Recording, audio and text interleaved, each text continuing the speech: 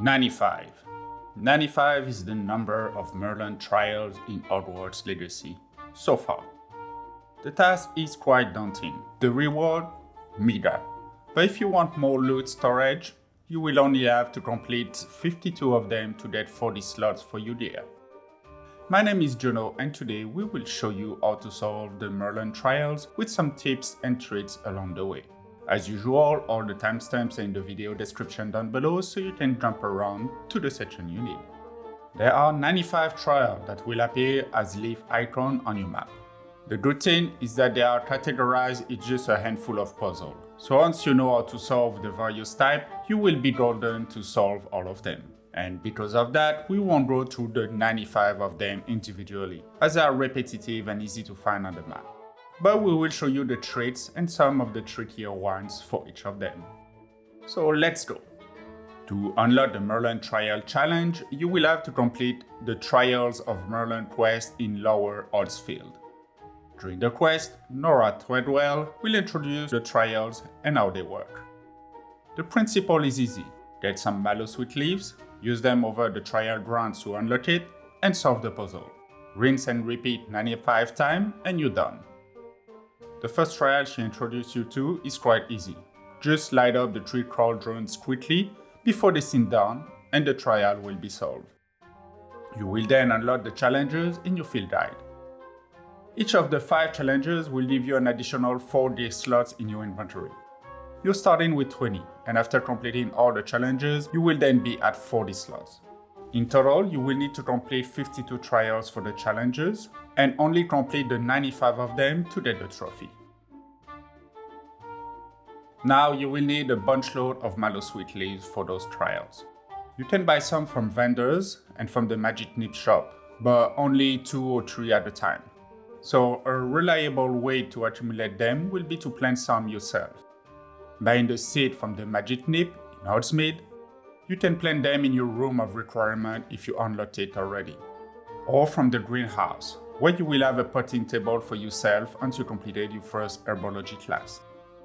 You can harvest 5 leaves each time they are ready, or 6 if you use fertilizer, which I do not recommend, as it's quite expensive and galleons don't come by easily. They take 10 minutes to harvest and can grow from a small pot. You won't have to buy a spellcraft for a bigger pot or anything. If you're going around the map doing them all in one go, here are the main spell selection you can set to make it faster to complete most of the trial. Lumos for the Moths puzzle, Reparo for the broken statue, Wingardium Leviosa for the balls puzzle, and Flipendo for the dice puzzle. If you only have one set of spell, I would suggest Confringo instead of Flipendo, as you will use it more often. Or if you have a second set, I suggest Confringo and 3 different battle-ready spells, as you will encounter some enemies on the way. Now, if you don't have all those spells unlocked, you won't be able to complete all the challenges, but you can come back to any trial once you unlock the needed spell. The Menhir crushing trials are the easiest one.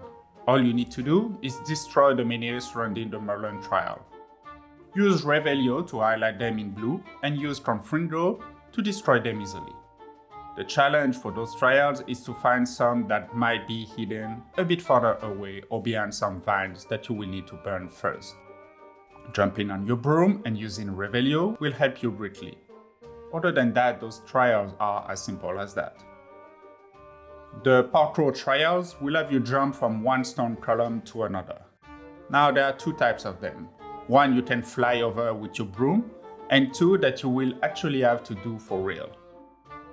So most of them you can actually do on your broom. And all you need to do is over each stone, and one by one, lowering yourself until they get covered in vines. You don't need to land at all for this one, which makes it really easy. Then 2 of them need you to actually jump on each of the stones. Those ones will have some rot stacks on top that you will need to explode with your basic cast first. And if you try to get them with the broom method, it might not work. Anyway, it wasn't working at the time of recording the video, so jumping from one to the other was the only way. It is still easy enough, but you cannot fall on the ground or you will have to restart. Another one will work the same way, with some crates to explore first before parkouring the trial. The Cauldron trial can be tricky at first, but it's in fact easy when you get the principle. You have 3 Cauldrons to light up using Confringo. They each stand on a column at a different height. Once lit up, the column will start sinking to the ground. You need to have the 3 Cauldrons light up at the same time to complete the trial. So using Revelio, you want to identify where are the 3 Cauldrons. Check which one is the highest column and the smallest one, to get the order you preferably want to light them up. Find a spot where you can see the 3 of them, or a spot you can easily run from one viewpoint to the other. Light them up with Confringo, and you should be golden. The ball and ball trial is easy in principle.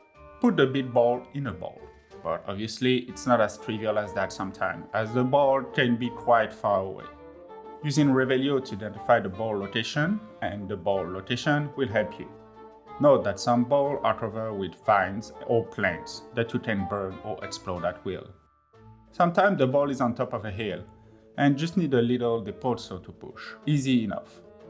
You may see some stone walls on the way down of the ball that you will need to explode with Confringo to clear the way.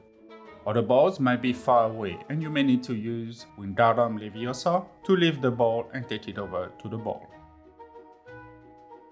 The Moth and Crystal trial will have you guide 3 clouds of moth to 3 stone pillars with crystals.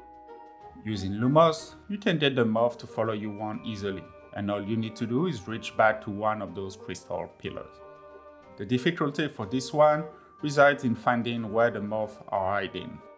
They're generally not too far, but some may be behind vine walls that you will need to burn.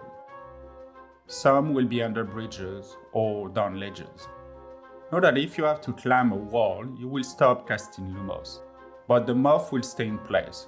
All you need to do is go to the ledge and cast Lumos again for them to come back to you. The garden ball smashing trial is easy.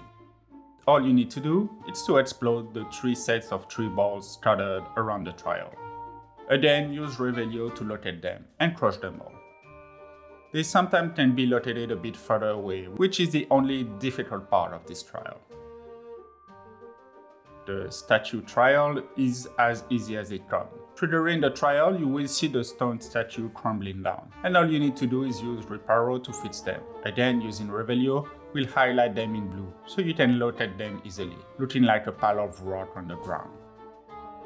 The board stack trial will have you stack some tiny balls in a pyramid shape into what looks like a stone board. Using Revelio, you can locate the 3 sets of balls and the 3 stone balls. All you need to do next is using Wingardium Leviosa to guide the balls to a stone board. Note that you only need to control one ball and lead it to the board to work. The other balls will follow suit, magically. Start the 3 sets of balls and you're done. The dice puzzle trial is the toughest one to figure out at first, but once you know the trick, you will solve them easily. For this one, you will need to use Flipendo to flip the dice on top of the stone pillar. The goal is to match the symbol between the dice and the pillar. Placing yourself facing an edge is the easiest way, so you can cast on both sides of the dice. Focusing on one side, cast Flipendo until you get both matching symbols. On the symbol on that one side are matching, on the dice and on the pillar, start casting Flipendo on the other face of the dice to rotate it. Rotate it until both symbols are in the same direction, and you're done. And there you go. Now you can solve all the Merlin's Trials easy peasy. I hope that video has been useful. Thanks everyone for tuning in, and I'll see you in another guide for Hogwarts Legacy. See ya!